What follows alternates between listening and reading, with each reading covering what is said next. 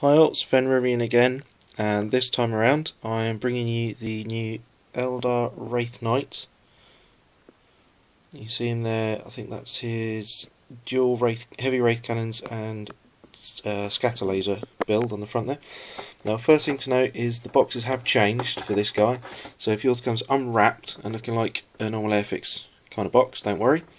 I'm assuming this is a concession by Games Workshop from their old double half shell design to try and keep the cost down, which we're happy with because this guy's £75 as he is, but you do get these three huge sprues, and he does dwarf the already tall Wraithknight. He also towers above the Riptide from what I'm aware of, and you get an idea of the scale just from here. That's his Wraithbone blade, so I'm pretty sure that is the same. That's the same in length as a Wraithlord is tall. And actually, I'd like to see one of those on a Wraithlord. Be like putting a Buster blade on him. Now, for posability, we don't think it's as posable as the Riptide was. The forearm and the upper arm are connected. You've got what seems to be the more melee-centric ones there, with the elbow bent. The more range-centric ones there, I think. Although, of course, you can mix and match between. Level of detail is high as ever, so it's part back of the torso with the Eldar runes upon it. Main section of the torso there.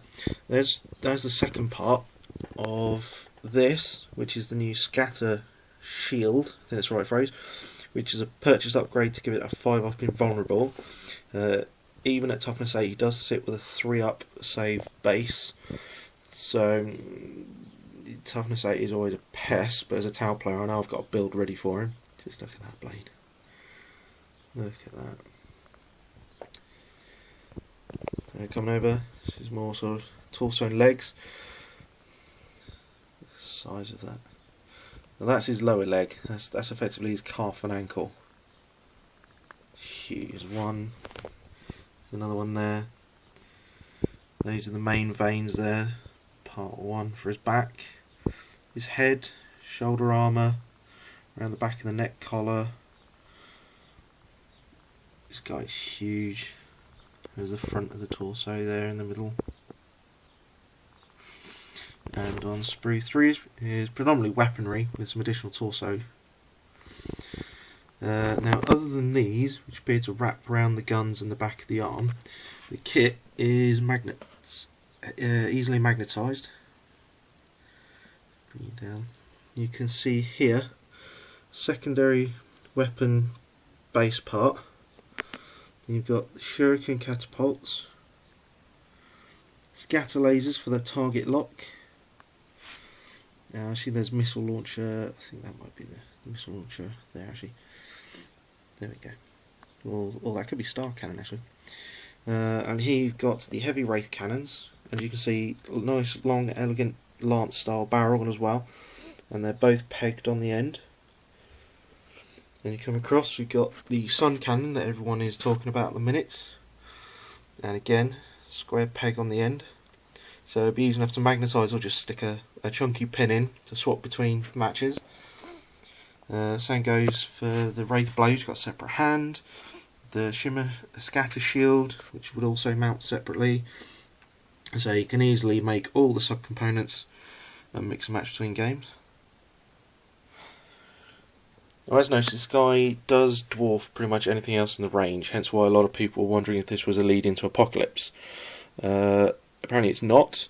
This guy is standard play, although I'd imagine he's going to get some horrendous Eandon based formation when Apocalypse does drop, which we're expecting it to do next month.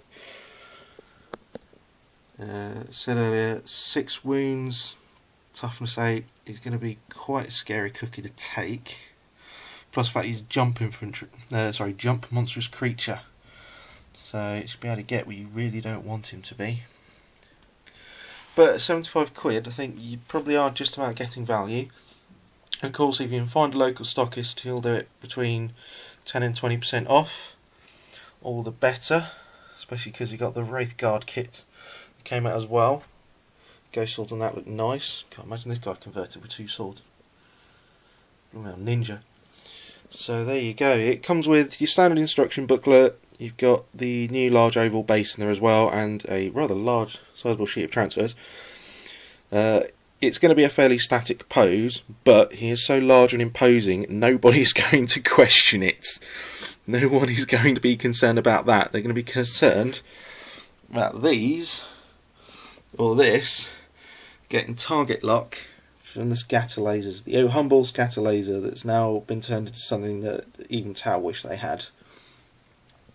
So I do recommend, if you're an Elder fan, go get one.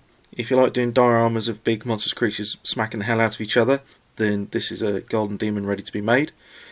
And it'll also make, this is probably an expensive piece of terrain, but mount him on a suitable base as a statue, maybe even make him look like one of the Exarchs or Phoenix Lords somehow. So there you have it, the awesome that is the Wraithknight kit. I'm no longer afraid to face him. I'm not much fancying it either way, but yes, it should be a fine addition to any army. I hope to bring you the flyer soon. The flyer has been very popular with the rules for the, was it Crimson Hunter? I'm not surprised. That thing will be the bane of flyers everywhere. So I hope to bring you that soon, but in the meantime, just drinking the size of this guy. Ay caramba. And I will hopefully see you again soon. Bye guys.